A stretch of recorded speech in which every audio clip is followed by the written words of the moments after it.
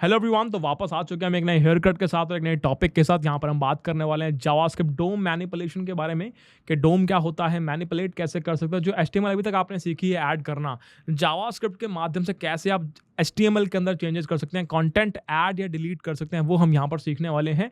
आगे आने वाले लेक्चर के अंदर हम ये भी सीखेंगे कैसे सीएसएस का मैनिपुलेट कर सकते हैं यूजिंग जेएस। पर यहाँ पर शुरुआत करें कुछ बेसिक टर्मिनोलॉजीज के साथ कि विंडो ऑब्जेक्ट क्या होता है, डोम क्या होता है, बॉम क्या होता है, जेएस कोर फीचर्स क्या होते हैं और कैसे आप डोम मैनिपुलेशन का यूज करके एचटीएमएल में चेंजेस कर सकते हैं। कोई टैग रिमूव करना हो, कोई टैग ऐड करना हो, किस प्रकार किया जा सकता है। तो विदाउट वेस्टिंग टाइम फटाफट शुरू करते हैं।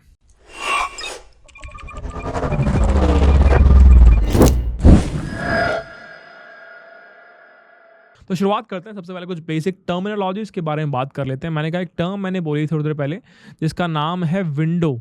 विंडो क्या होता है? मैंने बोला जैसे मैं किसी भी टैब पर हूं, लेट्स से मैं यहाँ पे कोड हब की वेबसाइट ओपन करके बैठा हूं, ठीक है। तो ये जो पर्टिकुलर विंडो आपने ओपन की हुई है, एक तरीके से हम इसे ही विंडो ऑब्जेक्ट कह सकते हैं। अगर आप बात करेंगे पूरी हायरार्की में, जैसे कि हम कोई भी एलिमेंट है, उस एलिमेंट के अंदर और सब एलिमेंट है या फिर कोई रूट एलिमेंट है, तो विंडो ऑब्जेक्ट एक ग्लोबल ऑब्जेक्ट होता है और ये हायरार्की में सबसे ऊपर होता है, इससे ऊपर कुछ नहीं है। जो भी चीज़ें होने वाली है आपके एचटीएमएल डॉक के अंदर, वो सारी की सारी इस विंडो ऑब्जेक्ट के नीचे होने वाली है। लेट्स से कोई भी ग्लोबल वेरिएबल है, तो वो ग्लोबल वेरिएबल इस विंडो ऑब्जेक्ट की प्रॉपर्टी माना जाएगा। लेट्स से कोई भी ग्लोबल मेथड है, तो वो ग्लोबल मेथड इस विंडो ऑब्जेक्ट का बिहेवियर माना जाएगा। जैसे हमने क्लास ऑब्जेक्ट वाला लेक्चर के अंदर पढ़ा था। तो विंडो ऑब्जेक्ट क्या है? एक ग्लोबल ऑब्जेक्ट है जो कि रूट एलिमेंट के भी ऊपर सबसे टॉप ऑफ हायरार्की के अंदर बैठा होता है। बाकी जितने भी वेरिएबल्स आपने पढ़े हैं, जितने भी आपने मेथड्स पढ़े हैं, वो सारे मेथड्स वेरिएबल इस विंडो ऑब्जेक्ट के अंडर में लाई करते हैं। इससे ऊपर कुछ भी नहीं होता है। एग्जाम्पल लेकर आप जब हम डिस्कस कर रहे थे कि मैं इस पूरे के पूरी वेब पेज को भी एज अ विंडो ट्रीट कर सकता हूँ। लेट्स से मैं यहाँ पे जाऊँ, इंस्पेक्ट करूँ, तो तुम्हें दिखाता हूँ किस प्रकार है। लेट्स से मैं यहाँ पे आगे बोलता हूँ कंसोल पर जाकर कि मुझे क्या करना है, मुझे एक विंडो ओपन करनी है नई। तो जब मैं बोलता हूँ विंडो डॉट ओपन, तो इस प्रकार से क्या हुआ, एक नई विंडो ओपन हो गई। हमने जस्ट अभी देखा।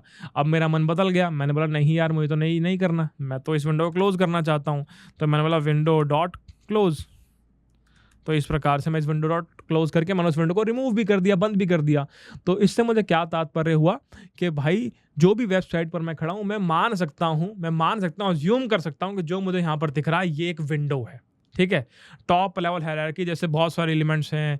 मान लेते हैं ट्री लाइक स्ट्रक्चर की हम बात कर लेते हैं कि यहाँ पर ए है, इसके नीचे बी है और बी के नीचे आपका डी है। तो यहाँ पर टॉप लेवल पे कौन है? सबसे नीचे डी है, उसके ऊपर बी सी है, सबसे ऊपर ए है। उसी प्रकार से विंडो ऑब्जेक्ट आपका हायरार्की के अंदर, सारे एलिमेंट्स के हायरार्की के अंदर सबसे टॉप पर लाइक करता है। एक प्रकार ग्लोबल ऑब्जेक्ट है, कहीं पर भी इसको आप एक्सेस कर सकते हैं। सारे ग्लोबल वेरिएबल, सारे ग्लोबल मेथड इसी के अंडर लाइक करते हैं। एग्जाम्पल के लिए अगर मैं कह दूं console डॉट लॉग वाला मेथड आप यूज करते थे, राइट? तो ये भी एक मेथड है जिसको आप यूज करते हैं। तो क्या ये भी विंडो ऑब्जेक्ट के अंडर लाई करता है? जी हाँ, बिल्कुल लाई करता है। नहीं यकीन? चलो करके दिखा देते हैं। तो अगर मैं इसको नॉर्मली यहाँ पर जाके इंस्पेक्ट में जाऊँ और इंस्पेक्ट पे जाके कंसोल विंडो में जाऊँ और बोलूँ कि भैया console डॉट लॉग बब्बर, तो इससे क्या होगा? बब्बर प्रिंट हो जाएगा। अगर मैं बोलूँ window dot console dot log love Babbar, खत्म। इससे भी सही चल रहा है। तो इससे मुझे पता लगता है कि भले ही ग्लोबल मेथड में ऐसे नॉर्मली एक्सेस कर पा रहे हैं, पर ये एट द एंड आता किस ऑब्जेक्ट के अंदर है? ये ग्लोबल ऑब्जेक्ट के अंदर आता है जिसका नाम है विंडो। ये बात समझ में आती है, ठीक है। तो इस विंडो ऑब्जेक्ट का यूज करके आप जो विजिबल ब्राउजर विंडो देख पा रहे हैं, इसे कंट्रोल कर सकते हैं। आप चाहें तो ओपन कर सकते हैं, आप चाहें तो इसे क्लोज भी कर सकते हैं। कौन बनाता है इस विंडो ऑब्जेक्ट को? This window object which is a global object is created by your browser. आपका ब्राउजर इसे क्रिएट कर सकता है। अगर आप चाहें तो ब्राउजर से कह के इसे बंद भी करवा सकते हैं, रिमूव भी करवा सकते हैं, जैसे अभी हमने देखा ओपन और क्लोज मेथड का यूज करके विंडो ऑब्जेक्ट के ऊपर, ठीक है। तो ये एक छोटी सी प्यारी सी चीज़ हमने देखी कि विंडो ऑब्जेक्ट क्या है, एक ग्लोबल ऑब्जेक्ट है, ठीक है। इसकी प्रॉपर्टीज़ के बारे में डिस्कस किया, बिहेवियर के बारे में डिस्कस किया, क्रिएटेड बाय ब्राउजर है, ठीक है। ये कंट्रोल कर सकता है जो भी विंडो आप ब्राउजर पर देख पा रहे हैं, उसे आप क्लोज करना चाहें, ओपन करना चाहें, वो सब कुछ कर सकते हैं यहाँ पे। अब सेकंड टर्मिनोलॉजी की हम बात करते हैं। इसका नाम हमने रखा है डोम। डोम डिस्कस करने से पहले कि भैया डोम क्या चीज़ है, व्हाट वाला पार्ट समझा दो, फुल फॉर्म समझ लेते हैं, ठीक है। 1 नंबर कमा लेते हैं पहले, है ना। 5 नंबर का क्वेश्चन हो तो 1 नंबर कमा रहे हैं, तो गंदा जोक। डॉक्यूमेंट ऑब्जेक्ट मॉडल, ठीक है। तो फुल फॉर्म क्या है? Document object model. तो मैंने क्या कहा, ध्यान से सुनना। मैंने कहा आपने कुछ एक फाइल बनाई हुई है अपने कोड, अपने प्रोजेक्ट में ऑलरेडी। इसका नाम मैंने क्या बोला, ये आपकी index.html फाइल है। अगेन नाम कुछ और भी हो सकता है। तो मैंने बोला यहाँ पे आपका सारा HTML कोड लिखा हुआ है। अब मैंने क्या कहा, अगर आप इस HTML कोड को कन्वर्ट कर रहे हैं जावास्क्रिप्ट के एक ऑब्जेक्ट के अंदर, तो ये जावास्क्रिप्ट का ऑब्जेक्ट क्या कहलाता है? ये डॉक्यूमेंट कहलाता है। एंड ओवरऑल ये क्या कहलाता है? ओवरऑल ये डॉक्यूमेंट ऑब्जेक्ट मॉडल कहलाता है। ओवरऑल डॉक्यूमेंट ऑब्जेक्ट मॉडल कहलाता है। तो आपके पास एक HTML का कोड है, उस HTML कोड को आपने कन्वर्ट कर दिया एक जावास्क्रिप्ट के ऑब्जेक्ट के अंदर, and that JavaScript object is called document. Example के लिए मैंने बोला ये कोड हेल्प की वेबसाइट है। अगेन इस कोड हेल्प की वेबसाइट को क्रिएट करने के पीछे भी HTML कंटेंट तो हमने लिखा ही होगा। यहाँ पे ऑब्जर्व कर पा रहे हो, ये पूरा HTML का कोड यहाँ पर आपको नजर आ रहा है, ठीक है। अगर मैं कंसोल विंडो पे जाऊँ और यहाँ पे जाकर लिख दूँ डॉक्यूमेंट, तो ये क्या करेगा? तो यहाँ पर ये सारे HTML कोड को दिखा देगा। दिखा दिया, देखो। अगर मैं इसको भी एक्सपैंड करूँ, ये आ गया HTML के अंदर हेड, ये आ गया बॉडी, आ गई बॉडी के अंदर सारे के सारे टैग स्क्रिप्ट्स आपको विजिबल हो गई है। तो अगेन फिर से रिपीट करते हैं। हमने कहा मेरे पास HTML कोड है मेरी पूरी वेबसाइट का, वेब पेज का, उसको मैंने एक ऑब्जेक्ट के अंदर कन्वर्ट कर लिया। वो ऑब्जेक्ट मेरा डॉक्यूमेंट कहलाता है, जो मैंने तुम्हें यहाँ पर प्रिंट करवा के दिखा दिया। तुम्हें डॉक्यूमेंट टाइप डाउन करना है और एंटर हिट करना है, तुम्हारा डॉक्यूमेंट तुम देख पाओगे। ये बात समझ में आती है? ये बात समझ में आती है, ठीक है। तो ये क्लियर हो गया कि भाई ये डॉक्यूमेंट क्या चीज़ है, डॉक्यूमेंट ऑब्जेक्ट मॉडल क्या चीज़ है। तो मैंने सिंपल सी बात बोली कि लेट्स से यहाँ पर टैग्स की बात कर लेते हैं। मैंने अभी जस्ट देखा सबसे ऊपर तुम्हारा HTML टैग तुमने लिखा हुआ है, इसको तुमने यहाँ पर इस प्रकार से क्लोज किया हुआ है। फिर तुमने यहाँ पर एक हेड टैग का यूज़ किया हुआ है, इसके अंदर कुछ चीज़ें ऐड की है, इसे क्लोज किया है। तुमने यहाँ पे एक बॉडी टैग का यूज़ किया हुआ है, इसके अंदर कुछ कोड तुमने किया है और बॉडी टैग को यहाँ बंद कर दिया। अभी डॉक्यूमेंट ऑब्जेक्ट मॉडल के अंदर किस प्रकार से ये पूरा HTML कोड ट्रीट होता है, ये हम देखने वाले हैं अभी। तो मैंने बोला भले ही तुम्हें यहाँ पर अभी क्या दिख रहा है कि ये एरो दिख रहे हैं दो, तो कोई भी चीज़ अगर इन दो एरोज के अंदर है तो वो चीज़ क्या कहलाती है? तो वो चीज़ क्या कहलाती है? शुरुआत में हमें ये मल्टीपल कैरेक्टर्स दिखे, हाँ या ना? हाँ भैया, शुरुआत में मुझे 4 कैरेक्टर दिखे HTML, पर ये 4 कैरेक्टर तुम्हारे इन एरोज के अंदर है। तो एरोज के अंदर तो क्या कहलाते हैं? ये टैग्स कहलाते हैं एरो के अंदर होने पे, कि यार ये टैग्स है, ठीक है। फिर एक चीज़ होती है जिसे हम कहते हैं टोकनाइजर। फिर हम एक चीज़ होती है, ठीक है, जिसे हम कहते हैं टोकनाइजर। टोकनाइजर क्या करता है? इन टैग्स को टोकन्स में कन्वर्ट कर देता है, and those tokens in turn get converted into nodes. जैसे आपके ट्री के अंदर नोड्स होती है ना, यहाँ पर जैसे आपने देखा कि यहाँ पर A एक नोड थी, B एक नोड थी, C एक नोड थी, D एक नोड थी। इसको आपने नोड में कन्वर्ट कर दिया, और ये नोड आगे जाकर आपका बहुत सारी नोड्स आपस में मिलके क्या होता है? बहुत सारी नोड्स आपस में मिलके क्या बना रही हैं? बहुत सारी नोड्स आपस में मिलके डॉम बना रही हैं, डॉम बना रही हैं, ठीक है। लेट्स से मैं इस कोड के लिए डॉम बनाना चाहता हूँ। डॉम बेसिकली एक ट्री लाइक स्ट्रक्चर होता है, कुछ खास मुश्किल चीज़ नहीं है, ठीक है। लेट्स से मैं इन 3 चीज़ों के लिए डॉम बनाना चाहता हूँ। तो मैंने बोला सबसे ऊपर क्या दिख रहा है? सबसे ऊपर HTML दिख रहा है, तो मेरी एक नोड बन गई HTML की, बहुत बढ़िया। फिर HTML के अंदर हेड दिख रहा है, तो HTML का चाइल्ड क्या बन गया? हेड बन गया, बहुत बढ़िया। हेड के अंदर तो मैंने कुछ कोड लिखा नहीं, तो एज इट छोड़ रहा हूँ अभी। फिर HTML के अंदर ही बॉडी भी दिख रहा था, HTML का एक और चाइल्ड बन गया जिसको मैंने बॉडी बोल दिया, ठीक है। इसकी भी नोड बन गई। बॉडी के अंदर कुछ कोड लिखा पर दिखने अभी, तो इसकी नोड नहीं बना रहा हूँ, HTML खत्म हो गया। तो ये एक प्रकार से मैंने डॉम बना दिया, इसका एक ट्री लाइक स्ट्रक्चर बना दिया। तो आप जो भी HTML कोड राइट डाउन करते हैं, अकॉर्डिंगली आप एक ट्री लाइक स्ट्रक्चर मेंटेन करते हैं, जो कि आपका डॉम कहलाता है, ठीक है। इसके अंदर बहुत सारे नोड्स होते हैं। नोड्स कैसे बनती है? ये सारे कैरेक्टर्स जो होते हैं, जो टैग्स में कन्वर्ट हो जाते हैं, टोकन्स में कन्वर्ट होते हैं, नोड्स क्रिएट हो जाती हैं, बहुत सारे नोड्स आपस में मिलकर एक डॉम बना देती है, एक ट्री लाइक स्ट्रक्चर बना देती है। डॉक्यूमेंट क्या होता है? आपने जो HTML कोड राइट डाउन किया उसको JS ऑब्जेक्ट में कन्वर्ट कर देते हो, और that JS object is called a document. क्या बात समझ में आती है? क्या बात समझ में आती है? ये बात समझ में आ गई, ठीक है। तो 2 टॉपिक हमने बड़े प्यार से डिस्कस कर लिए। और अगेन लेट्स से हम विंडोज़ और डॉम की बात करें, तो हम ये कह सकते हैं विंडोज़ नहीं, विंडो ऑब्जेक्ट के विंडो ऑब्जेक्ट अगेन एक ग्लोबल ऑब्जेक्ट था, सब कुछ इसके अंदर आता है। मैं कॉन्फिडेंटली कह सकता हूँ कि सब कुछ इसके ही अंदर आता है, सब इसके बच्चे हैं। तो आपके विंडो ऑब्जेक्ट के अंदर ही आपका डॉम आता है, आपके विंडो ऑब्जेक्ट के अंदर ही आपका बॉम आता है, आप इसके इस विंडो ऑब्जेक्ट के अंदर ही बाकी सारे कोर फीचर्स आते हैं। लेट्स से मैं मैथ्स की बात कर लूँ, चाहे मैं एरेज की बात कर लूँ, वो सारे कोर फीचर्स आपके JS कोर के अंदर यहाँ पे आते हैं, जो ऑलरेडी हम डिस्कस कर चुके हैं। डॉम के बारे में हमने पढ़ लिया है, विंडो के बारे में हमने पढ़ लिया, बचा क्या है? बॉम। अब ये बॉम क्या चीज़ है? बॉम अगेन फिर से पहले हम एक बार फुल फॉर्म पढ़ेंगे, उसके बाद आगे समझने की कोशिश करेंगे क्या होता है, ठीक है। अगेन अभी इंडेप्थ पढ़ने की नीड नहीं, आगे आने लेक्चर्स में हम इसको इंडेप्थ पढ़ रहे होंगे, पर अभी के लिए एक ओवरव्यू ले लेते हैं कि क्या होता है ये बॉम, ठीक है। Browser object model. तो मैंने बोला जो भी इंटरेक्शन ब्राउजर्स के साथ हो रही है, जो भी इंटरेक्शंस ब्राउजर के साथ हो रही है, लीविंग द HTML कंटेंट, जो भी इंटरेक्शन आपके HTML कंटेंट के साथ हो रही होगी वो सारा का सारा आपने डॉम के अंदर कैटेगराइज कर लिया है कि अगर मैं उसमें कुछ ऐड करूँ, कुछ रिमूव करूँ, कुछ इंटीग्रेट करूँ, अपडेट करूँ, मॉडिफाई करूँ, तो डॉम के अंदर लाई करेगा। तो जो भी इंटरेक्शंस आपकी ब्राउज़र के साथ हो रही है except the HTML content one, all those interactions, example के लिए आप हिस्ट्री की बात कर लें, स्क्रीन साइज की बात कर लें, नेविगेशन की बात कर लें, वो सारे के सारे इंटरेक्शंस आपके ब्राउज़र ऑब्जेक्ट मॉडल के अंदर आती है। अगेन ये स्टैंडर्डाइज नहीं है, बट लेट्स से कि आप ब्राउज़र से कोई भी इंटरेक्शन करना चाहें except the HTML content one, वो सारा का सारा इस ब्राउज़र ऑब्जेक्ट मॉडल के अंदर ही आने वाला है। बेसिकली आप कम्युनिकेशन एस्टैब्लिश करना चाहते हैं ब्राउज़र के साथ, अब वो नेविगेशन के सेंस में हो सकती है, वो लोकेशन के सेंस में हो सकती है, वो स्क्रीन साइज़ के सेंस में हो सकती है, वो डेट टाइम के सेंस में, तुम्हारी मर्ज़ी है तुम किस सेंस में करना चाहते हो, ठीक है। पर हाँ, HTML कंटेंट के सेंस में नहीं होगी, क्योंकि वो अगर आप HTML कंटेंट के द्वारा ब्राउज़र से कम्युनिकेट करने की कोशिश कर रहे हैं अपडेट मॉडिफाई करके, तो वो डॉम के अंदर लाई कर रहा होता है। तो 3 वर्ड्स हमने अब तक सीखे। विंडो के बारे में सीख लिया, एक ग्लोबल ऑब्जेक्ट है, ठीक है, सब कुछ इसके अंदर लाई करता है, क्रिएटेड बाय ब्राउज़र होता है, कंट्रोल कर सकता है ब्राउज़र विंडो को, और आप चाहो तो क्लोज ओपन कर सकते हो अपने हिसाब से। डॉम के बारे में सीख लिया, कैसे आपका जो HTML कंटेंट है वो डॉक्यूमेंट में कन्वर्ट हो जाता है, और कैसे वो एक ट्री लाइक स्ट्रक्चर बन जाता है, जैसे आप डोम कह देते हैं। और बॉम के बारे में से हमने सीख लिया, कैसे आप कम्युनिकेट कर सकते हैं आपके ब्राउज़र के साथ living the HTML content behind, ठीक है। ये बात समझ में आती है, ये बात समझ में आती है। अब हम आगे बढ़ सकते हैं हमारी कोड की तरफ, क्योंकि हमने थ्योरी वाला पार्ट थोड़ा बहुत देख लिया है। अब कोड की तरफ थोड़ा सा बढ़ सकते हैं और जानने की कोशिश करते हैं कैसे आप चेंज कर सकते हैं HTML को।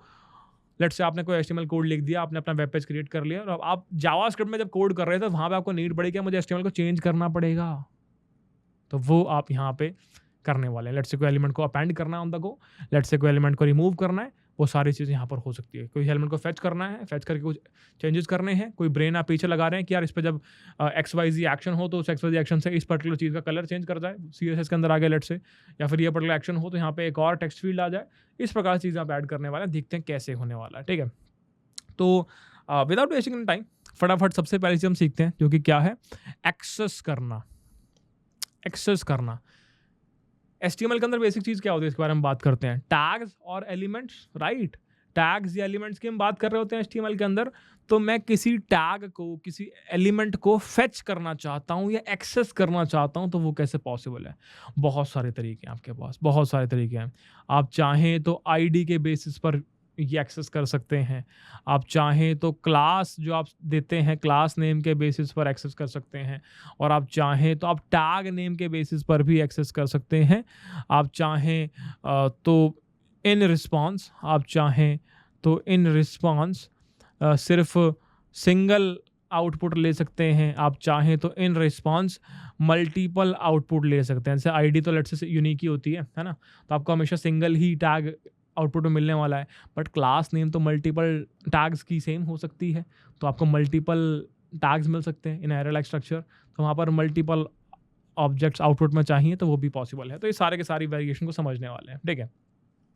मैं फिर से गया अगेन अपनी नोटबुक को रेडी रखना यार। मैं VS कोड में नहीं कोड करूँगा आज मैं सिर्फ यहाँ पे ब्राउज़र विंडो पे अपन चीज़ें समझने होंगे, ठीक है।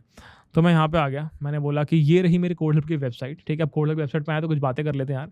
तो कोड हेल्प पर अभी हमारा सुप्रीम 3.0 बैच की एक क्लास ओरिएंटेशन क्लास हो चुकी है।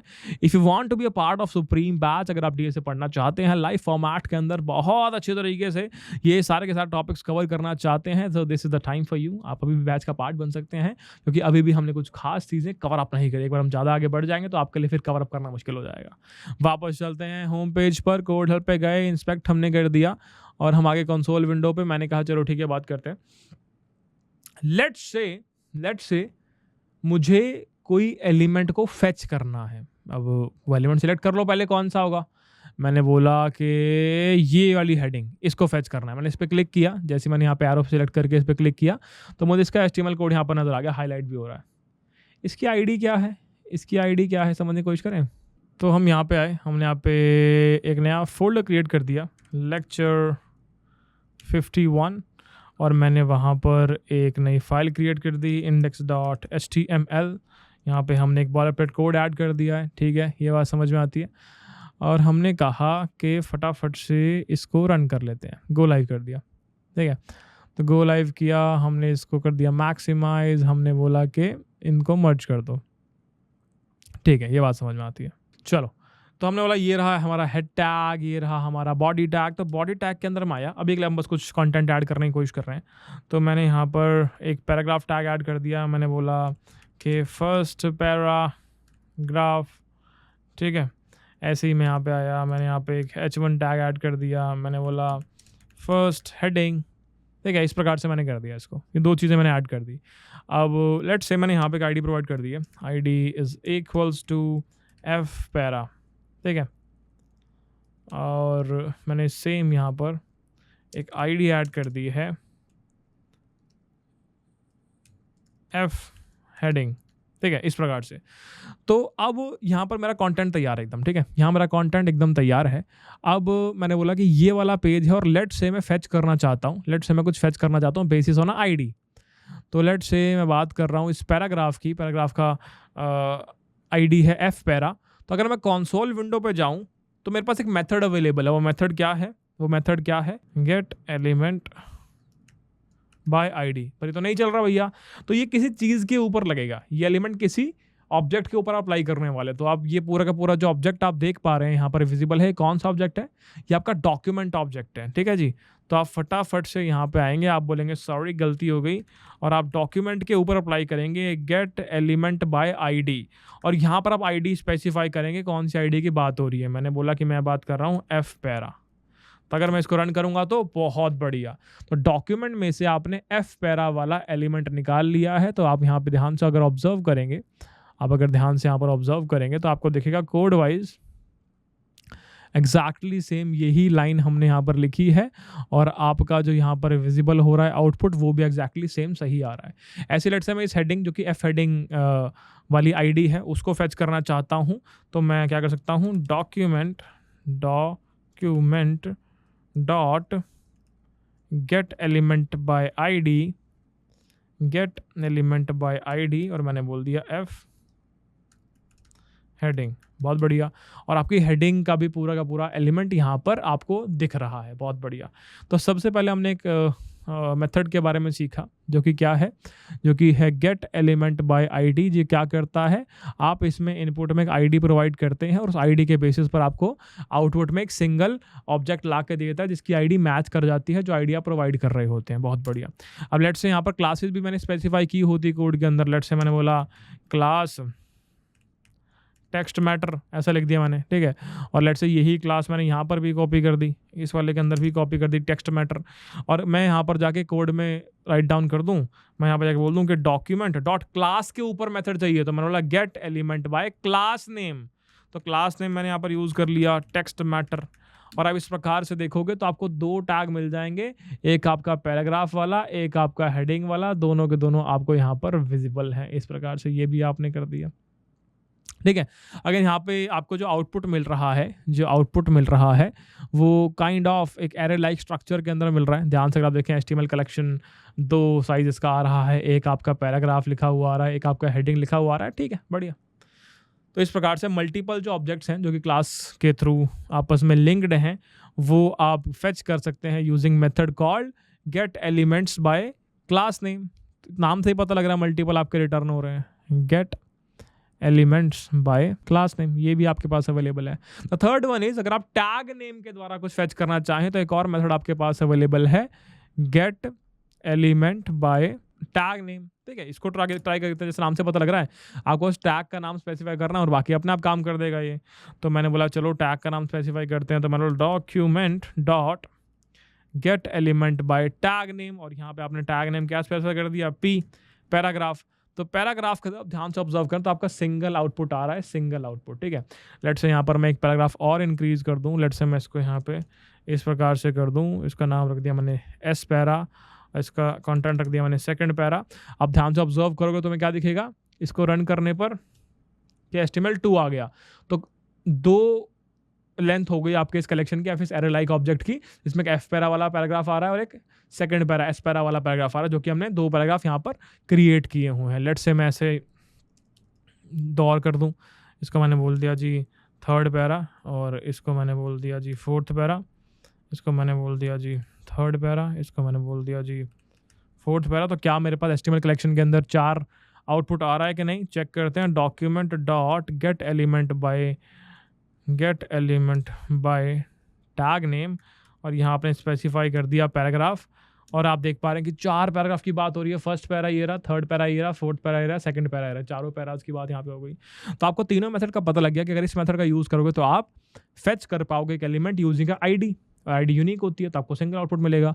आप इसका यूज़ करेंगे तो आप फेच कर पाओगे अ कलेक्शन और एरे लाइक ऑब्जेक्ट, जिसके अंदर सारे के सारे वो एलिमेंट्स आपको मिलेंगे जिनकी क्लास नेम आपने इनपुट में जो क्लास नेम दिया उससे मैच करती है। अगर आप ये वाला यूज़ करेंगे तो इसके अंदर आपको मल्टीपल ऑब्जेक्ट्स मिल सकते हैं एरे लाइक स्ट्रक्चर के अंदर, जिनका टैग यहाँ पे जो आपने इनपुट में टैग नेम प्रोवाइड किया है उससे मैच करेगा। तो ये बात समझ में आती है। सवाल ये आता है मन में कि क्या मेरे पास कोई और आसान तरीका है? भैया मेरे पास इतनी नॉलेज तो थी, मेरे पास जो प्रायर नॉलेज ये कहती है कि हम आईडी को दर्शाते थे हैशटैग से, क्लास को दर्शाते थे डॉट से, और टैग नेम को सीएसएस के अंदर डायरेक्टली लिख दिया करते थे। तो क्या इनका यूटिलाइज करके मैं कुछ क्या इनकी यूटिलाइजेशन करके मैं कुछ कर सकता हूँ? मैंने कहा हाँ। तो आपके पास एक और मेथड अवेलेबल है जो कि आप इन तीनों के लिए यूज़ कर सकते हैं। सेम मेथड का नाम क्या है? Query selector.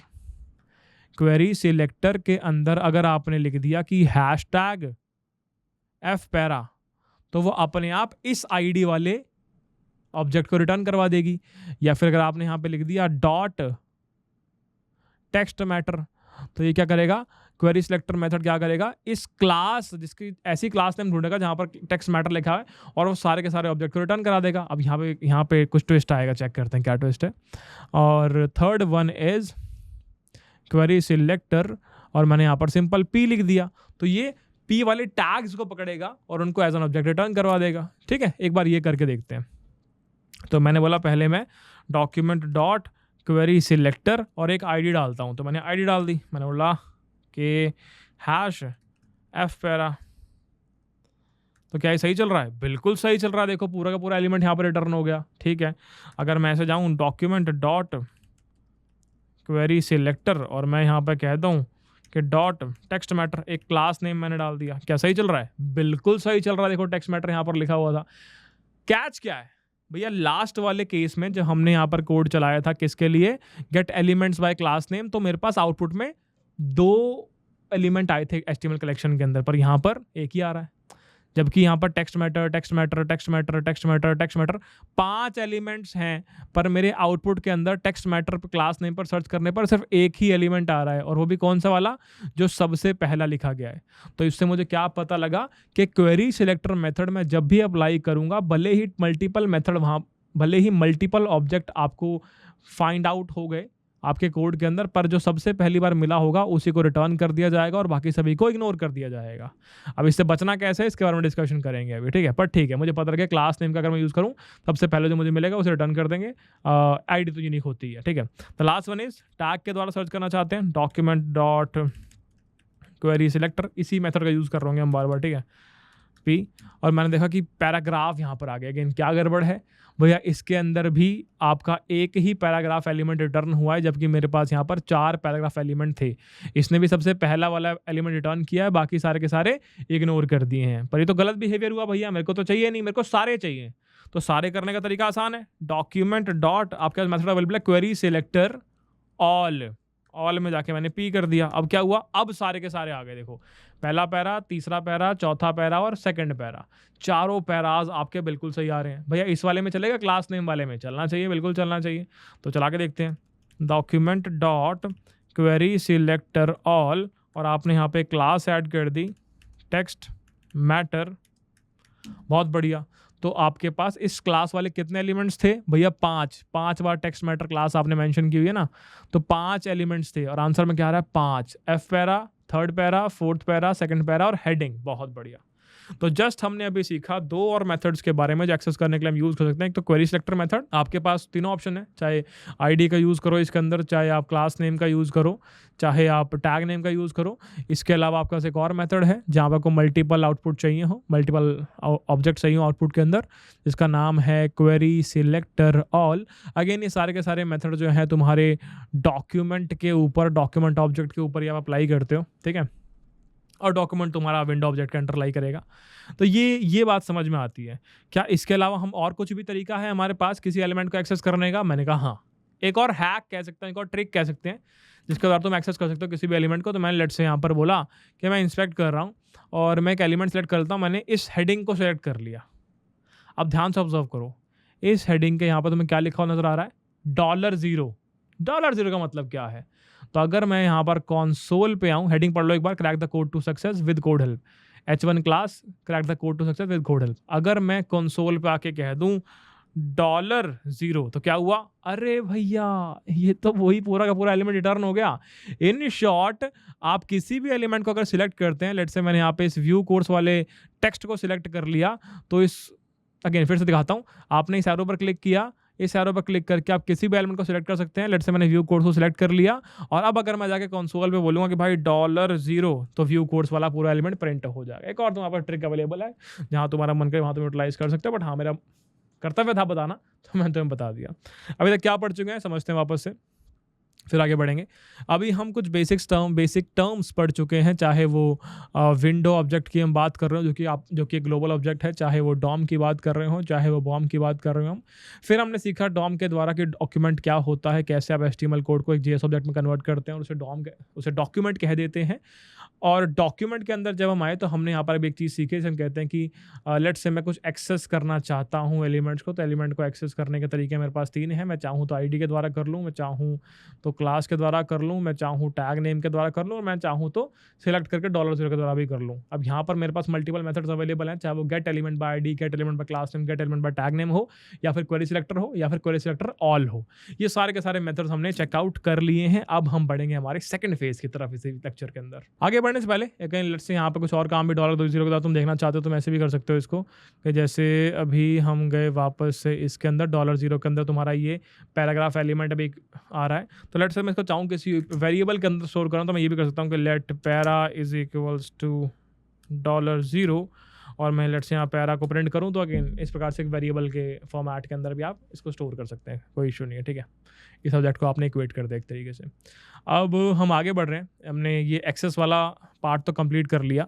अब लेट्स से मैं अपडेट करना चाहता हूँ, मैंने बोला अब मैं अपडेट करना चाहता हूँ एग्जिस्टिंग एलिमेंट्स को, कि कुछ एलिमेंट्स पहले से पड़े हुए हैं, उन्हें एक्सेस करने का तरीका तो मैंने सीख लिया है, उन्हें अपडेट करने का तरीका मैं जानना चाहता हूँ। तो यहाँ पर भी बड़ी प्यारी चीज़ है यार। इसके अंदर भी हम 4 चीज़ें देख सकते हैं यार। अगर हम चाहें यहाँ पे लिस्ट डाउन करना तो लिस्ट डाउन कर देता हूँ फटाफट, ताकि तुम्हें कन्फ्यूजन ना हो। हमने बोला इनर HTML, कुछ होमवर्क भी दूंगा तुम्हें यहाँ पे मैं, ठीक है। और यहाँ हमने बोला कि आउटर HTML, ठीक है। और हमने बोला कि टेक्स्ट कॉन्टेंट, और हमने बोला इनर टेक्स्ट। एक एक करके पकड़ते हैं क्या क्या चीज़ें हैं ये। तो इनर HTML से मुझे क्या पता लगा, इनर HTML से मैं किसी भी टैग या किसी भी एलिमेंट के अंदर जो HTML है उसे गेट या सेट कर सकता हूँ। किसी भी टैग के इनसाइड में जो भी HTML पार्ट है उसे गेट या सेट करना मैं इनर HTML प्रॉपर्टी के द्वारा कर सकता हूँ। सवाल है कैसे, चलो देखते हैं। तो मैं वापस यहाँ पे गया, मैंने बोला कि अभी सब कुछ क्लियर कर दो, फटाफट क्लियर कर दिया हमने। मैंने बोला कि डॉक्यूमेंट दिखाना एक बार, आपने बोला डॉक्यूमेंट ये रहा, मैंने कहा दिखाना अंदर से एक बार। ओ तेरी, बढ़िया बढ़िया बढ़िया, HTML हेड है, बॉडी है, सब कुछ बहुत सारी चीज़ें, ठीक है। अब लेट्स से मैंने पकड़ा इस बटन को, ठीक है, मैंने इस बटन को पकड़ लिया, इसको मैंने पकड़ लिया, ठीक है। दोबारा से देखते हैं, सही पकड़ा ना मैंने इसको, ठीक है। ये बटन मैंने पकड़ लिया, ये बात समझ में आती है। मैं इस बटन को देखना चाहता हूँ, इस बटन को देखना चाहता हूँ कि इसके अंदर HTML में क्या है। ध्यान से ऑब्जर्व करो, इसके अंदर तुम्हें दिख रहा है कि एक पैराग्राफ है, तो इस बटन के अंदर तुम्हें ये वाला पैराग्राफ दिख रहा है, बस यही है। ये एक बटन था, बटन के अंदर तुम्हारा ये पैराग्राफ है, ख़त्म, इतना ही है। तो लेट्स से मैं इस बटन की बात कर रहा हूँ और मैं कंसोल में जाके कह दूँ $0, तो बटन आ रहा है, सही चल रहा है। बट अगर मैं ये कह दूँ कि let button is equals to $0, क्या मेरा बटन सही चल रहा है? बढ़िया चल रहा है। अगर यहाँ पर बटन के ऊपर आके मैं ये कह दूं बटन डॉट इनर HTML, तो इससे क्या होगा, बटन के अंदर जो भी टैग्स या टैग हैं वो सब विजिबल होगा। तो बटन के अंदर तुम्हारे पास क्या था, बटन के अंदर भैया हमने यहाँ पर देखा था, बटन के अंदर सिर्फ ये पैराग्राफ टैग था। तो जब मैं बटन डॉट इनर HTML करता हूँ तो सिर्फ पैराग्राफ टैग प्रिंट हो गया, बहुत बढ़िया। तो इस प्रकार से आपने देखा कैसे आप इनर HTML प्रॉपर्टी का यूज करके गेट कर सकते हैं। सवाल है सेट कैसे करना है, मैंने बोला बड़ा सिंपल है, इसे फटाफट देख लेते हैं एक बार, ठीक है। तो लेट से मैं यहाँ पे आऊँ और मैं बोलूँ कि बटन डॉट इनर HTML, और लेट से मैं यहाँ पे कह दूँ इस प्रकार से कि मैंने यहाँ पे सेट कर दिया P हेलो जी, ठीक है। तो क्या इस प्रकार सेट हो सकता है? मैंने कहा लगता तो है। तो अब अगर मैं बटन के अंदर वापस जाऊँ, अब अगर मैं बटन में वापस जाऊँ तो मुझे क्या दिखने वाला है? क्या ये हेलो जी वाला पैराग्राफ ऐड हुआ होगा? बिल्कुल। तो बटन डॉट इनर एचटीएमएल में पहले ये वाला पैराग्राफ था, अब बटन डॉट इनर एचटीएमएल के अंदर आपने ये वाला पैराग्राफ इंसर्ट कर दिया है और आप यहाँ पर देख भी पा रहे हैं। अगर यहाँ पर नहीं देख पा रहे हैं तो एक बार ये देख लो, बटन के अंदर हेलो जी लिखा हुआ आ गया। बहुत बढ़िया, मज़ा आ गया भैया, क्या बात है, स्वाद आ गया, स्वाद आ गया। देखो हेलो जी लिखा हुआ है। तो इस प्रकार तुमने सीखा यहाँ पर कि कैसे गेट कर सकते हैं बटन वाले टैग के अंदर जो भी एलिमेंट या एलिमेंट्स होंगे वो सब प्रिंट हो जाएगा, और खुद से कुछ इंसर्ट करना चाहो तो खुद से कुछ इंसर्ट भी कर सकते हो, वो तुम्हारा यहाँ पर अगेन रेप्लिकेट हो जाएगा। ठीक है, ये बात समझ में आती है। तो हमने एक चीज़ सीखी अभी कि किस प्रकार से आपका इनर एचटीएमएल आप यूज़ कर सकते हैं किसी भी टैग एलिमेंट के अंदर के एलिमेंट या टैग को गेट करने में या सेट करने में, ये बात समझ में आती है। आउटर एचटीएमएल तुम्हारे लिए होमवर्क है, तो तुम में से सारे बच्चे फटाफट फाइंड आउट करेंगे outer HTML tag, sorry outer HTML property किस लिए यूज़ होती है, क्या इसका यूज़ केस, और मुझे कमेंट सेक्शन के अंदर बताएंगे, और जो बढ़िया तरीके से फटाफट तरीके से बता देगा ऑन टाइम उसे हम शॉर्टलिस्ट करके कोड गुडी सेंड करवा देंगे। क्या बात समझ में आती है? बहुत बढ़िया। तो बात करते हैं बची हुई दो प्रॉपर्टीज़ के बारे में। अगेन टेक्स्ट कंटेंट की हम बात कर रहे हैं, इनर टेक्स्ट की हम बात कर रहे हैं। टेक्स्ट से दोनों के दोनों आपस में रिलेटेड है। अगेन यहाँ पर भी गेट और सेट तुम कर सकते हो, किस एलिमेंट के अंदर क्या टेक्स्ट है उसे गेट कर लिया, और उसमें क्या टेक्स्ट तुम सेट करना चाहते हो या टेक्स्ट कंटेंट ऐड करना चाहते हो वो तुमने यहाँ पर सेट कर दिया। ठीक है, अब दोनों में डिफरेंस क्या है? दोनों का टेक्स्ट बेस्ड प्रॉपर्टीज़ ही हैं, दोनों गेट सेट ही करते हैं, तो डिफरेंस, अंडरलाइन डिफरेंस क्या है वो हम देखना चाहते हैं। ठीक है, पहला ऑप्शन क्या है? तुम फटाफट जाओगे कोड हेल्पर, और कोड हेल्पर इस जावास्क्रिप्ट वाले ट्यूटोरियल के अंदर यहाँ पर हमने एक पूरा आर्टिकल ऐड किया हुआ है जहाँ पर तुम बात कर सकते हो इनर एचटीएमएल के बारे में, पढ़ सकते हो इनर टेक्स्ट के बारे में, पढ़ सकते हो आउटर एचटीएमएल के बारे में, पढ़ सकते हो टेक्स्ट कंटेंट के बारे में, सारी चीज़ हमने डिस्कस की हुई है। ठीक है, पर हम चाहते हैं हम खुद से एक बार सीखें, खुद से कुछ बना के देखें, तो वो थोड़ी सी गेम अलग है, तो एक बार वो क्रिएट कर लेते हैं। तो हमने बोला कि अभी हम यहाँ पर आ गए, हमने वापस से कुछ कुछ क्रिएट करने के बारे में सोचा हुआ है। ठीक है, तो हमने क्या किया, यहाँ पे एक डिव ऐड कर दिया, यहाँ पे एक डिव ऐड कर दिया, और लेट्स से मैंने बोला कि मेरे को क्या चाहिए, मेरे को एक डिव चाहिए था, मैंने एक डिव यहाँ पर क्रिएट कर लिया है, और इस डिव के अंदर लेट्स से मैंने यहाँ पे एक पैराग्राफ टैग रख लिया, और इस पैराग्राफ के अंदर एक स्पैन टैग रख लिया। पैराग्राफ के अंदर मैंने बोला this is my first text. ठीक है, इस प्रकार से आपने रख लिया, और मैंने बोला कि एक पैराग्राफ और कर लेता हूँ, दो पैराग्राफ बना ली मैंने। ठीक है, मैंने यहाँ पर लिख दिया this is my second para. ठीक है, तो ये दो पैरा मैंने बना दिया। फटाफट चेक करता हूँ यूआई पर कैसा विजिबल होने वाला है, कैसा दिखेगा। तो this is my first text, this is my second para. ठीक है, ये बात समझ में आती है, दो चीज़ें मैंने राइट डाउन कर दिया। अब अगर यहाँ पर आऊँ इंस्पेक्ट के अंदर और मैं इनर टेक्स्ट या फिर टेक्स्ट कंटेंट चलाने की कोशिश करूँ तो क्या होगा, समझते हैं एक बार। तो मैंने कहा ये 200% कर लो, इसको क्लियर करो, और यहाँ पर हम लिखने जा रहे हैं, पहले ये एलिमेंट फैच करना पड़ेगा हमें। ठीक है, तो हमने एक एलिमेंट फैच कर लिया जिसका नाम हमने fdiv रखा हुआ है। तो हमने बोला let element is equals to document dot query selector, और आपने बोल दिया कि यहाँ पर हम fdiv वाली आईडी की बात कर रहे थे, ये हमने निकाल लिया। चेक करते हैं प्रिंट करा के एक बार प्रिंट करा के एलिमेंट। ठीक है, चेक करते हैं सब कुछ सही है, बढ़िया है, कोई इशू नहीं है।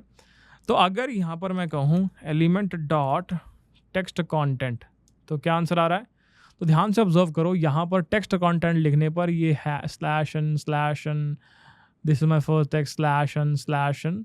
तो अगेन जहाँ पर भी तुमने एंटर हिट किया हुआ है यहाँ पर इस कोड के अंदर, वो सारा का सारा एंटर तुम्हारा यहाँ पर विजिबल हो रहा है।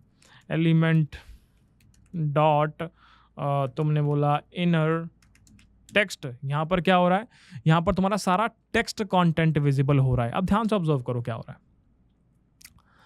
तुम्हारा जो भी टेक्स्ट कंटेंट है, जैसे यहाँ पर एक एंटर यहाँ हिट हुआ लाइन नंबर 11 में, फिर दिस इज़ माई फर्स्ट आया, फिर एक एंटर यहाँ हिट हुआ है, एक एंटर यहाँ हिट हुआ है, टेक्स्ट आया, एक एंटर यहाँ हिट हुआ है, फिर एक एंटर यहाँ पर इस वाले पैराग्राफ से पहले है लाइन नंबर 15 में। तो ये सारे के सारे एंटर्स, ये सारे के सारे टैब्स, ये सारे के स्पेसेस तुम्हारे यहाँ पर विजिबल है।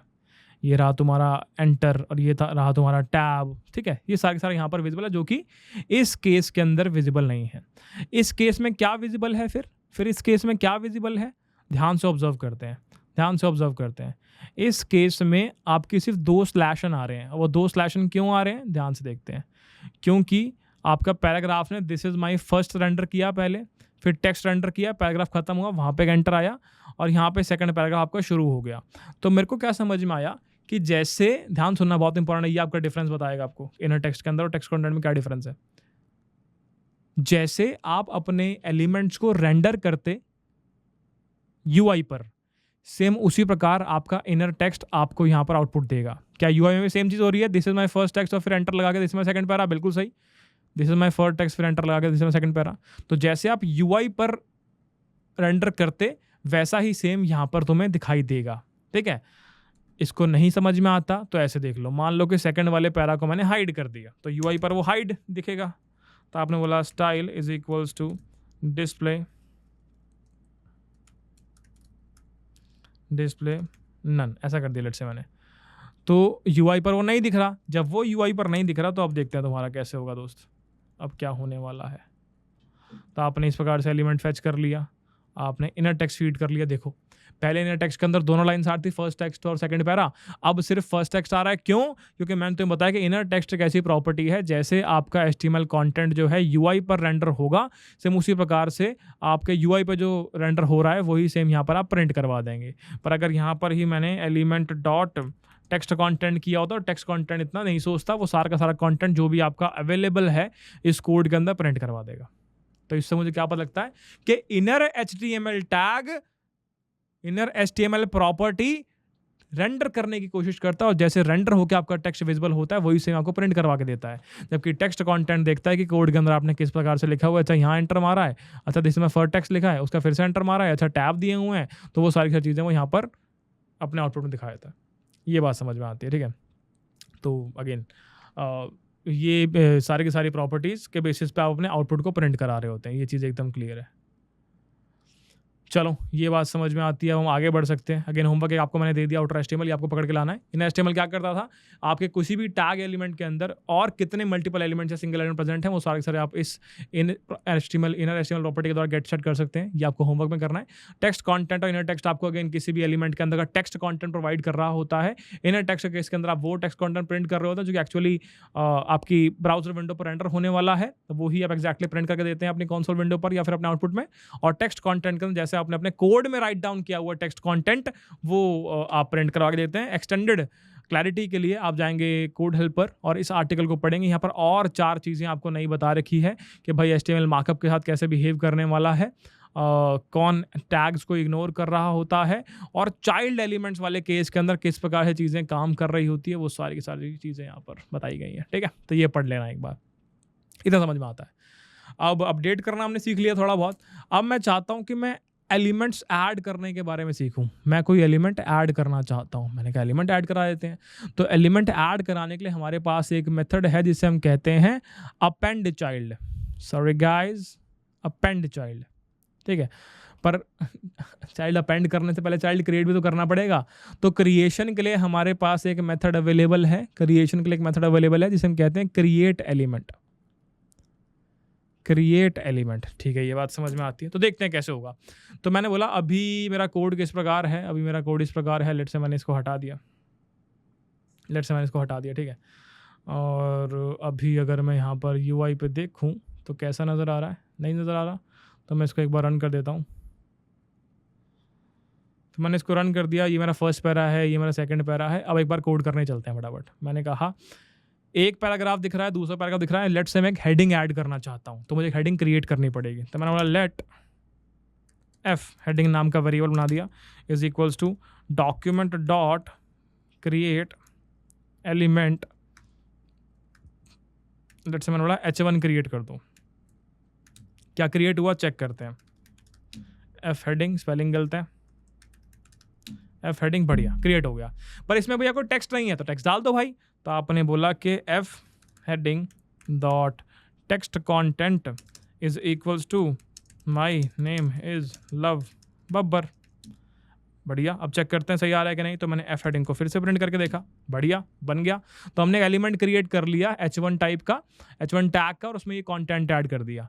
इस एलिमेंट को मैं कहाँ पर रखना चाहता हूँ, इस एलिमेंट को मैं कहाँ रखना चाहता हूँ, इसको मैं ऐड करना चाहता हूँ भैया, इसको मैं ऐड करना चाहता हूँ। किसका चाइल्ड बनाना चाहते हो? भैया इसको मैं चाइल्ड बनाना चाहता हूँ, इस बॉडी का चाइल्ड बनाना चाहता हूँ। तो डॉक्यूमेंट के अंदर डायरेक्टली ऐड करके देखते हैं एक बार। तो हमने बोला कि पेरेंट, अगेन पेरेंट स्पेसिफाई कर दो तो ज़्यादा बढ़िया रहेगा। तो तुमने बोल दिया कि ये बॉडी जो है इसका चाइल्ड बनाना चाहता हूँ। तो लेट्स से मैंने यहाँ बोला let body tag is equals to document dot query selector, और हमने बोल दिया बॉडी। चल रहा है, चेक करते हैं। बॉडी टैग बढ़िया चल रहा है, कोई इशू नहीं है। तो मैंने बोला इस बॉडी टैग के अंदर ऐड कराना चाहता हूँ। मैंने कहा ठीक है। तो आपने बोला बॉडी टैग डॉट अपेंड, चल जा मित्र, body tag dot append child. कौन सा चाइल्ड? मैंने एफ हेडिंग करके एक चाइल्ड बनाया है वो। तो क्या मैं ये ऐड कर पाया? चेक करते हैं। चेक क्या करना है, विजिबल है साफ साफ। पहले आपके 2 पैराग्राफ थे, आपकी हेडिंग भी आ रही है। तो चेक करते हैं कोड में।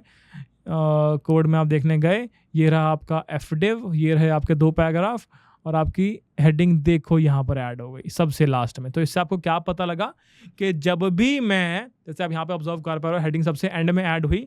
तो इससे आपको ये पता लगा कि जब भी आप अपेंड चाइल्ड का यूज़ करते हो तो चाइल्ड कहाँ पर ऐड होता है? चाइल्ड हमेशा एंड में ऐड हो रहा होता है, सबसे लास्ट में आपका चाइल्ड ऐड हो रहा होता है। ये बात समझ में आती है। अब लेट से मुझे एलिमेंट क्रिएट करना तो आ ही गया, लेट से मुझे एलिमेंट ऐड करना भी आ गया, पर एलिमेंट सबसे लास्ट में ऐड हो रहा है। क्या मेरे पास कोई और तरीका है जिससे मैं खुद से डिसाइड कर सकूं कि जो मैं चाइल्ड ऐड कर रहा हूं वो यहाँ XYZ पोजीशन पर ऐड करना है? सब जवाब है हाँ। तो आपके पास एक मेथड अवेलेबल है जिसको हम कहते हैं इंसर्ट एडजेसेंट HTML। इस मेथड के द्वारा आप ऐड कर सकते हैं चाइल्ड को अपनी मनचाही पोजीशन पर। तो यहाँ पर 2 चीज़ें आपको प्रोवाइड करनी पड़ती हैं। वो 2 चीज़ें क्या हैं कि कौन सी पोजीशन पर आप इंसर्ट करना चाहते हैं और क्या HTML कंटेंट इंसर्ट करना चाहते हैं। अब पोजीशन आपके पास यहाँ पर 4 प्रकार की प्रोवाइडेड है जो आप ऐड कर सकते हैं अगर आप चाहें। तो पहली पोजीशन जो है वो है बिफोर बिगिन, ठीक है। दूसरी है आफ्टर बिगिन, ठीक है। अगली है बिफोर एंड, अगली है आफ्टर एंड। ये सभी अभी देखने वाले हैं, अभी देखेंगे, चिंता नहीं करनी, ठीक है। तो फटाफट इस समझने के लिए फटाफट से कोड रेडी करते हैं और वहाँ पर समझने की कोशिश करते हैं। यहाँ पर हमने ये ऑलरेडी कुछ कोड लिखा हुआ है, इसे कमेंट करते हैं और आगे बढ़ते हैं। तो मैंने बोला कि मेरे पास ये एक डिव है, ठीक है। इस डिव के अंदर मैंने लिखा है जी हेलो जी, और इस डिव के अंदर मैंने एक और डिव बना दिया है, और इस डिव के अंदर मैंने लेट से एक पैराग्राफ लिखा हुआ है फर्स्ट करके, एक हेडिंग बनाई हुई है सेकंड करके, और एक और पैराग्राफ लिख दिया है मैंने थर्ड करके, ठीक है। तो ये कुछ चीज़ें हैं, इसे मैं एक बार रेंडर करवा लेता हूँ, देखते हैं कैसा होता है। यहाँ पर एक आईडी प्रोवाइड कर देता हूँ, ID is equals to my div. एक बार इसे रन करते हैं, बढ़िया, तो सही चल रहा है, ठीक है। अब मैंने क्या कहा मित्रों आपको कि सबसे पहले यहाँ पर ये टॉप लेवल डिव है, फिर ये एक माई डिव है जिसके मैं फैच करने वाला हूँ और इसके अंदर एलिमेंट इंसर्ट करने वाला हूँ। तो मेरे पास ये 4 ऑप्शंस हैं एलिमेंट इंसर्ट करने के, before begin, after begin, before and, after and. इन्हें एक बार रन करते हैं। तो मैंने सबसे पहले इस माई डिव को फैच करवा लिया, ठीक है। तो मैंने बोला कि let my div is equals to document dot query selector, और मैंने बोला यहाँ पर माई डिव को सिलेक्ट कर लो। चेक करते हैं माई डिव आया कि नहीं आया, बढ़िया आ गया, कोई भी इशू नहीं है, ठीक है। इसके अंदर 3 चीज़ें हैं क्या? हाँ 3 चीज़ें हैं, बढ़िया चल रहा है, कोई भी इशू नहीं है, ठीक है। अब मैंने नया एलिमेंट क्रिएट कर दिया, let new element is equals to document dot create element, और मैंने एक एलिमेंट क्रिएट कर दिया। और लेट्स इस एलिमेंट को मैंने बोला कि मैं एक्सपैंड टैग क्रिएट करना चाहता हूँ, ठीक है। तो चेक करते हैं क्या सक्सेसफुली बन पाया, बिल्कुल बन गया। इसके अंदर का कंटेंट कौन ऐड करेगा? हम ही करेंगे भाई। New element dot text content is equals to this is me Love Babbar, ठीक है। चेक करते हैं एक बार, न्यू एलिमेंट, सही चल रहा है, बढ़िया। तो हमने ये एक नया एलिमेंट प्रिपेयर कर लिया, ठीक है। इस एलिमेंट को मैं इस डिव के अंदर डालना चाहता हूँ। मेरे पास 4 पोजीशन है, एक बार फटाफट चेक करते हैं कि क्या वो 4 पोजीशन सही से रन हो पा रही है कि नहीं हो पा रही है, ठीक है। तो अभी हमने क्या किया, हमने बोला कि मेरे इस डिव के अंदर तुम इंसर्ट एडजेसेंट HTML कर दो। कौन सी पोजीशन? बिफोर बिगिन पोजीशन पर। और क्या इंसर्ट करवाना चाहता हूँ मैं इंसर्ट करवाना चाहता हूँ ये न्यू एलिमेंट को। क्या मैं मेरे डिव जो कि कहाँ शुरू हो रहा है? हेलो जी के बाद शुरू हो रहा है। तो जब मैं कहता हूँ इस डिव के बिफोर बिगिन, यानी इसके शुरू होने से पहले इंसर्ट कर दो, यानी हेलो जी के बाद इंसर्ट कर दो। तो क्या हेलो जी के बाद जो लाइन मैंने लिखी है वो आ पा रही है? बढ़िया। तो यहाँ पर हमारा वो एलिमेंट बहुत प्यार से आ जाएगा, ठीक है। अगेन यहाँ पर शायद मैंने कुछ गड़बड़ कर दिया, इंसर्ट एडजेसेंट HTML बोल दिया मैंने दोस्त, एलिमेंट आना था यहाँ पे। बढ़िया, अब सही चल रहा है। एक बार यही सारे लाइन्स कॉपी कर देता हूँ फटाफट, ठीक है। उसके बाद हम आगे बढ़ेंगे, तो हमने बोला कि ये रहा, और यहाँ पर इसके अंदर हमने एक फ़ाइल क्रिएट कर ली है index.js, और वहाँ पर मैं सारी लाइंस कॉपी कर लेता हूँ। हट गया, कोई बात नहीं, फिर से राइट डाउन कर दूँगा। index.html में मैंने स्क्रिप्ट को ऐड कर दिया,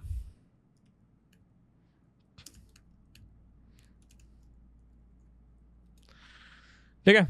तो मैंने ये यहाँ पर लिखी हुई है। मैंने बोला सबसे पहले मैं क्या करना चाहता हूँ, सबसे पहले मैं इनको मर्ज कर लेता हूँ भाई,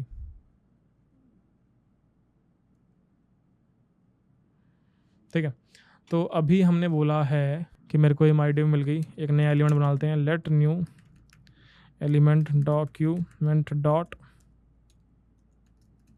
क्रिएट एलिमेंट बनाया मैंने। क्या बनाया? स्पैन टैग का यूज़ कर लिया, ठीक है जी।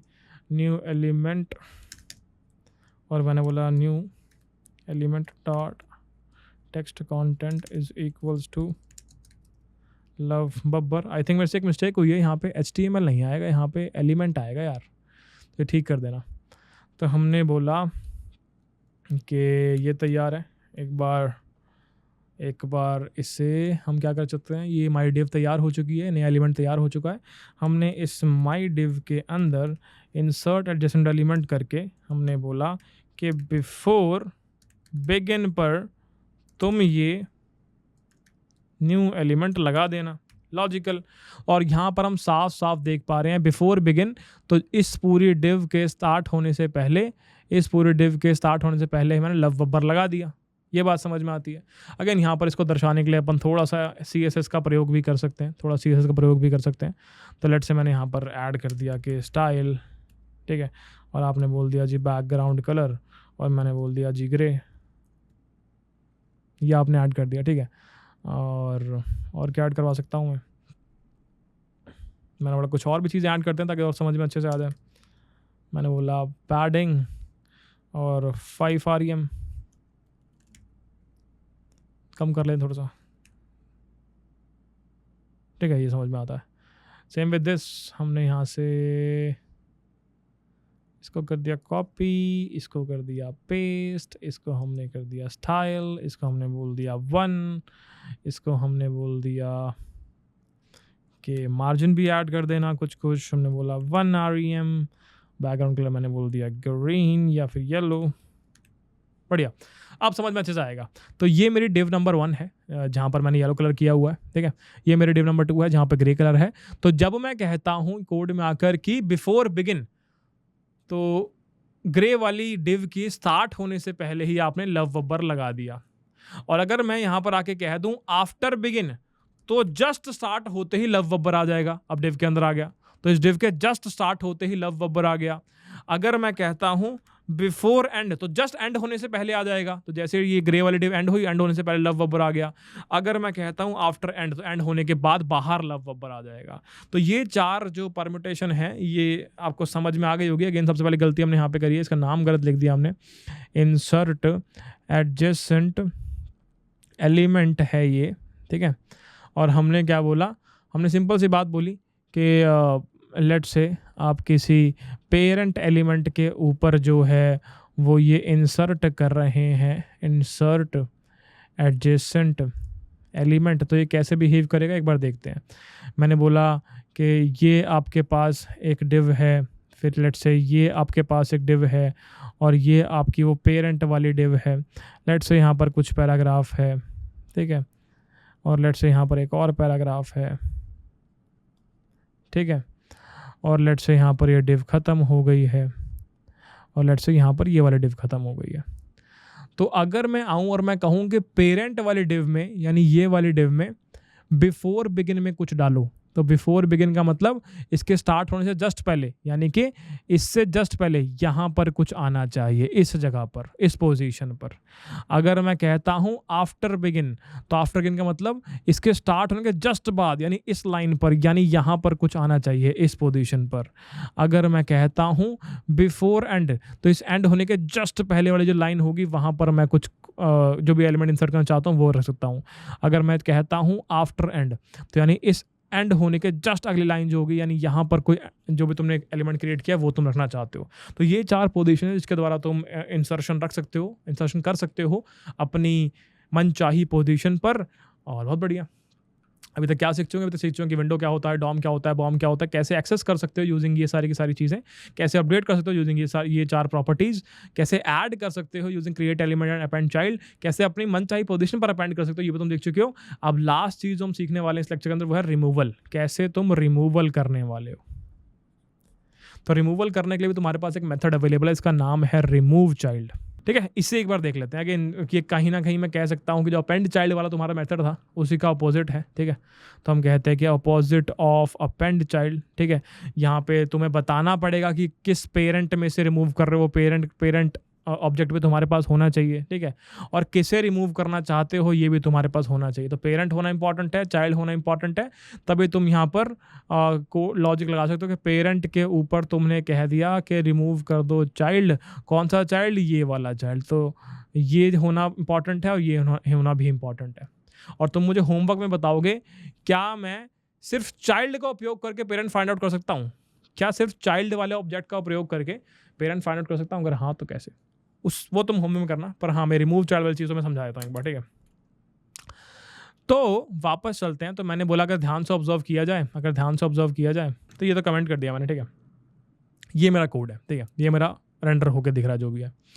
तो इस डिव के अंदर ये सारे चाइल्ड हैं, ठीक है, और इस डिव के अंदर ये 3 चाइल्ड हैं, ठीक है।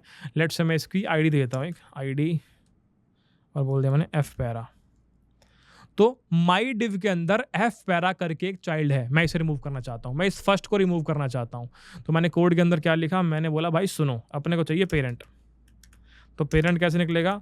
Document dot query selector, query selector के अंदर आपने बता दिया जी क्या है मेरे पास, माई डिव करके कोई पेरेंट मैंने फाइंड आउट कर लिया, मेरे को चाहिए चाइल्ड, तो आपने चाइल्ड भी फाइंड आउट कर लिया। Child equal to document dot query selector, आपने बोला जी क्या नाम है इसका, इसका नाम रखा है जी आपने एफ पैरा, बहुत बढ़िया। आपने बोला पेरेंट डॉट रिमूव चाइल्ड, और कौन सा चाइल्ड? ये वाला चाइल्ड रिमूव करना चाहते हैं। क्या फर्स्ट रिमूव हुआ? जी हाँ, बिल्कुल हो गया। तो यहाँ पर आपने जस्ट अभी देखा कि कैसे आप रिमूव चाइल्ड का प्रयोग करते हैं और फर्स्ट को हटा सकते हैं। अभी फर्स्ट लिखा हुआ आ रहा है, जैसे ही मैं रिमूव चाइल्ड का प्रयोग करता हूँ तो इस प्रकार से मैं फर्स्ट को रिमूव कर सकता हूँ। क्या पेरेंट जो है उसे मैं सीधा ऐसे निकाल सकता हूँ, चाइल्ड डॉट पेरेंट? क्या ये पॉसिबल है? क्या ये पॉसिबल है? ये तुम मुझे बताओगे कि ये पॉसिबल है कि नहीं है, ये चल रहा है कि नहीं चल रहा है, क्यों नहीं चल रहा है। ये तुम्हारा होमवर्क है, तुम ऑलरेडी मैंने बता दिया कि क्या इस तरीके के अलावा कोई और तरीका है जिससे पेरेंट को मैं फाइंड आउट कर पाऊँ। ये होमवर्क में कमेंट सेक्शन के अंदर मैं एक्सपेक्ट कर रहा हूँ कि तुम मुझे बता दोगे। और आज की क्लास में इतना ही मित्र। आज आपने सीखा कि आप कैसे डिफरेंट टर्म्स के बारे में जान गए, जैसे कि विंडो हो गया, बॉम हो गया, डॉम हो गया, डॉक्यूमेंट ऑब्जेक्ट मॉडल क्या होता है, डॉक्यूमेंट क्या होता है, कैसे एलिमेंट को एक्सेस कर सकते हैं, कैसे फेच कर सकते हैं, कैसे अपडेट कर सकते हैं, कैसे ऐड कर सकते हैं, कैसे डिलीट कर सकते हैं, कैसे अपनी मनचाही पोजीशन पर इंसर्ट कर सकते हैं, कैसे रिमूव कर सकते हैं। अगेन डिस्कस कर लिया हमने। तो ये था ऑल अबाउट HTML, ठीक है। अगेन और नॉलेज आपको चाहिए तो आप जा सकते हैं कोड हेल्प वेबसाइट पर, जहाँ पर आपका ये ट्यूटोरियल सेक्शन है। यहाँ पर आपके पास ये जावास्क्रिप्ट का पूरा डॉक्यूमेंटेशन अवेलेबल है, जहाँ पे जाके आप पढ़ सकते हैं और बहुत सारी चीज़ों के बारे में। नेक्स्ट क्लास के अंदर हम डिस्कस करेंगे कैसे आप स्टाइलिंग में चेंजेस कर सकते हैं यूजिंग जावास्क्रिप्ट। धन्यवाद एवरीवन। आई थिंक मज़ा आएगा, आई थिंक स्वाद आया होगा। इस वीडियो में इतना ही। मिलते हैं आपसे आपके अगली वीडियो में, तब तक धन्यवाद। Love you all. आशा करता हूँ कमेंट सेक्शन के अंदर आप ज़रूर मिलेंगे हमसे।